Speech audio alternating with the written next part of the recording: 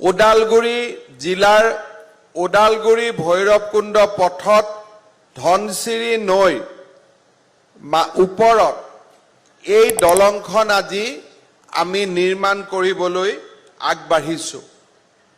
এই দলংখনৰ বাবে বহু দিনৰ পৰা ৰাইজৰ দাবী আছিল, কাৰণ এই দলংখন নিৰ্মাণৰ লগে লগে অৰুণাচল প্ৰদেশ আৰু ভূটানলৈ আমাৰ যাতায়াত ব্যৱস্থা যথেষ্ট মসৃণ হৈ পৰিব।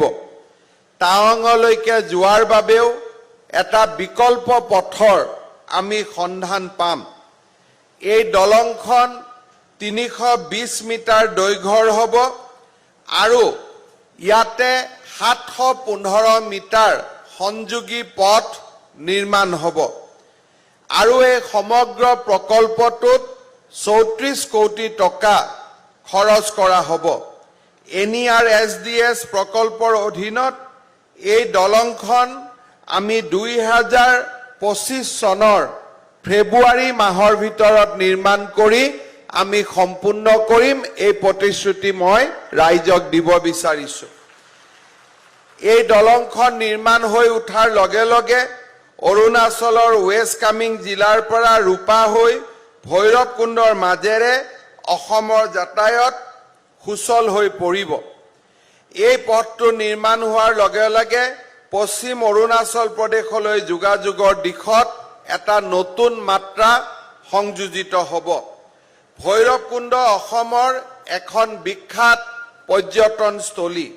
এই দলংখন নিৰ্মাণ হৈ উঠাৰ লগে লগে স্থানীয় পৰ্যটন উদ্যোগেও বল পাব।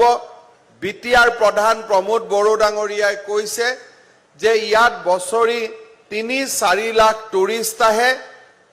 এই দলংখন নিৰ্মাণ হোৱাৰ লগে লগে টুৰিষ্টৰ সংখ্যা আৰু বহু গুণে বৃদ্ধি পাব, তাক মই বিশ্বাস কৰোঁ।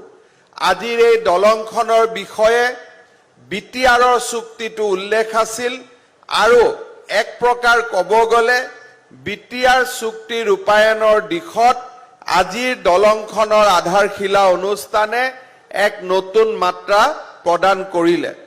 আজিৰ অনুষ্ঠানত NECৰ এডভাইজাৰ নবীন কুমাৰ ডাঙৰীয়া উপস্থিত আছে।